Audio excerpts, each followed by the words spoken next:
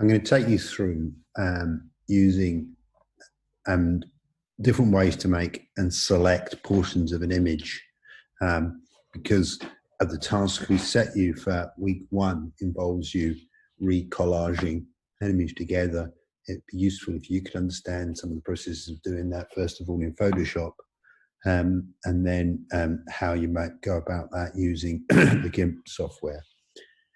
I've opened a file here called Melonhead, and that's a Photoshop file, and these are the basic elements, and they come from, and let me just take you across to my city, inside the learning and teaching resources for week 1 is a number of tools that I've put on there for, or a number of tutorials rather, for showing you how to use the kind of important tools for this task.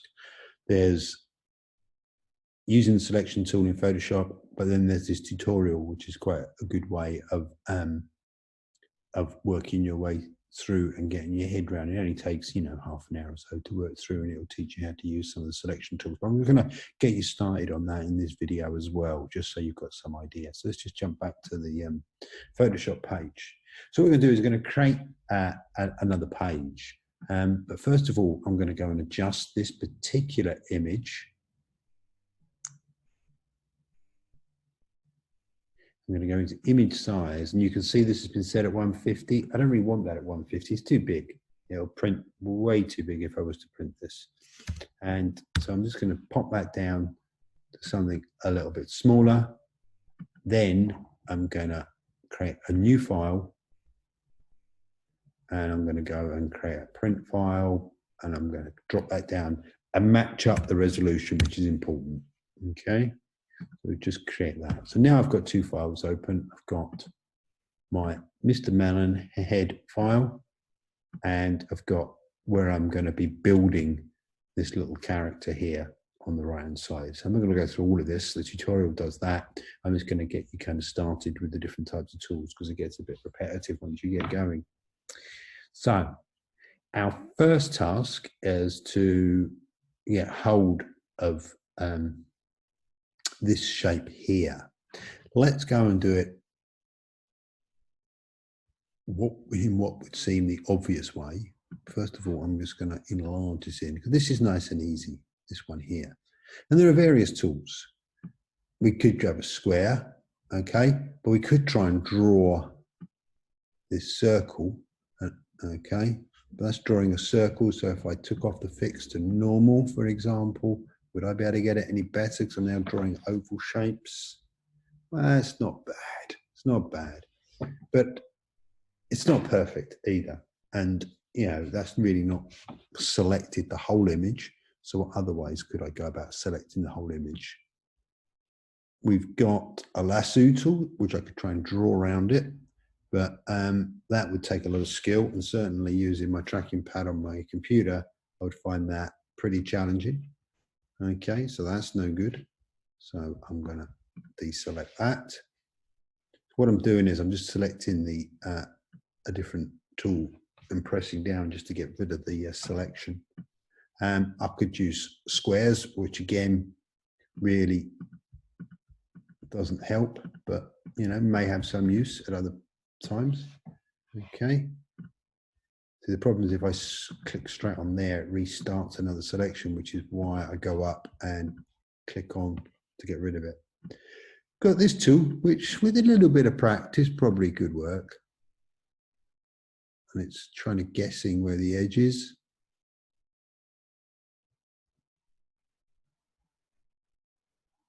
Yeah, that would work, but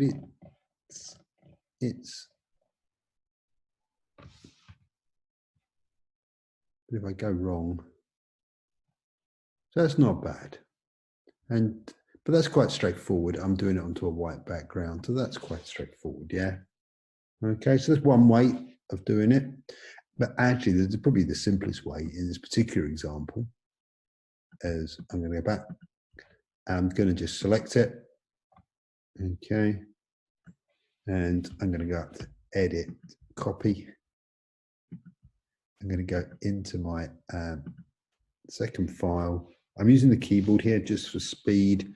I'm going to use the Command key and the V key, and you can see that's pasted down to there. But we have a slight problem. We still got this white in the background. So as we saw in the first video, we should know how to deal with that.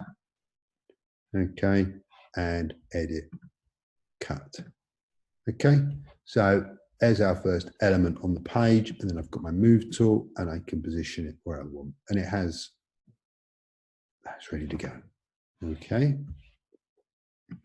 so let's go now and have a look at something else. Let's think about how we copy this, because this and anything with a background is always going to be more challenging. Okay, something on a white background, dead easy. Something on even a fairly even background like this would be more challenging, because I'm going to attempt to use this tool, and you can see it's not doing bad up there, but when it gets into there, it struggles a little bit. Okay, and I could go around and add bits, but not brilliant. Certainly, let's go and find another example on the page where it would get even more tricky. I would suggest this piece of pasta up here. It would struggle with this. Look, see, it doesn't know where to go now because the yellow is quite similar. In the shadow, it can cope with that. And then it's getting a bit confused over here. And then Hells Bells, it hasn't got a clue how to get around those. Okay, so that is a non-starter. Okay. Oops.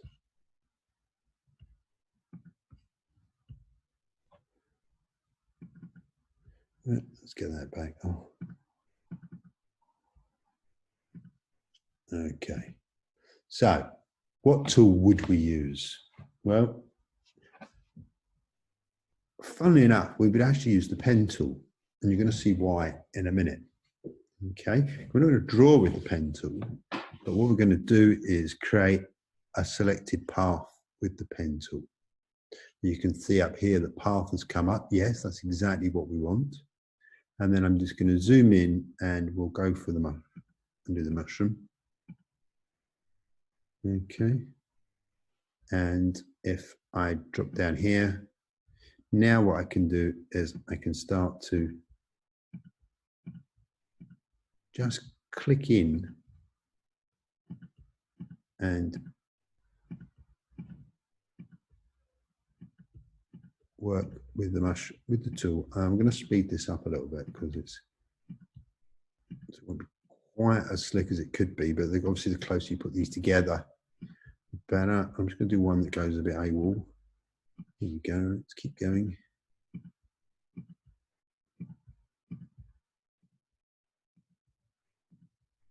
There we come. Speed it up a little bit. So I'm just putting in these little points all the way around.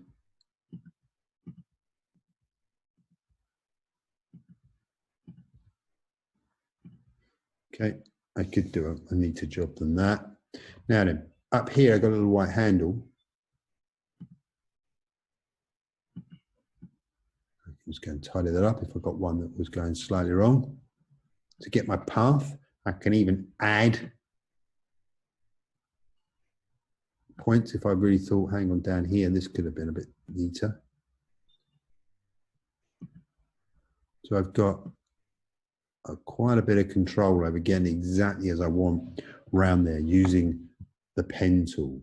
Now that's only the first bit, because the pen tool can do all sorts of things. You can see in this little support that's popped up, it can be used for drawing lines and filling shapes and drawing shapes. However, what we want it for, I'm going to go and get the paths palette up. Okay, these are the options if I wanted to fill it with color, etc., etc. But in here is load path as a selection. Now that's selected. Okay. So I'm just going to go now and zoom out. and show you something that's happened here,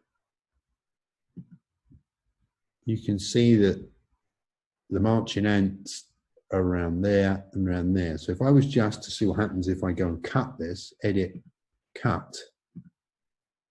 Okay, can you see it's cut out the whole of the background? I'm just going to undo that, which is not what I want. So this is where my select and inverse comes in. So now I've inverted that, okay? And I've now got just the mushroom selected. So I'm now going to go up to my second page, and I'm just going to paste that in using controls. Where did it? Hang on a second. We just dump that in the bin, go back, edit, copy, edit, paste. Okay, and let's use the magnifying glass and zoom in. And then I'm just going to go and move that into position. And that's a bit clunky, so I can go and change those around. I can now see I've got that sitting a bit more like the finished image over here. So really now you would just go and do the same thing with all of your different elements. If I wanted to get, for example, the ear, let's go back, deselect. Well, from the orange, go back to my pen tool. There's the pen tool. I'm holding the mouse down. And let's just quickly go and grab this.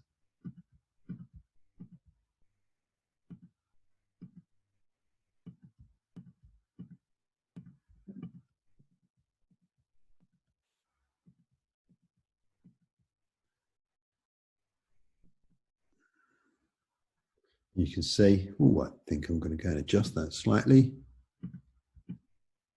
That's better, for example.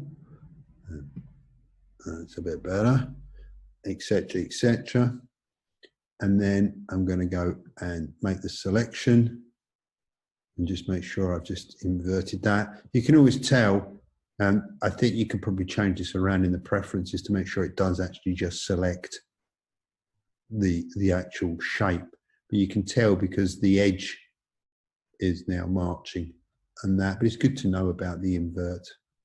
So select, inverse, okay, edit, copy into here, edit, paste.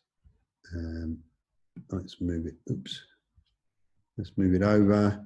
And let's just go and rotate it so it's the same shape as the ear. So probably the easiest way to do this is to select it and go up to image.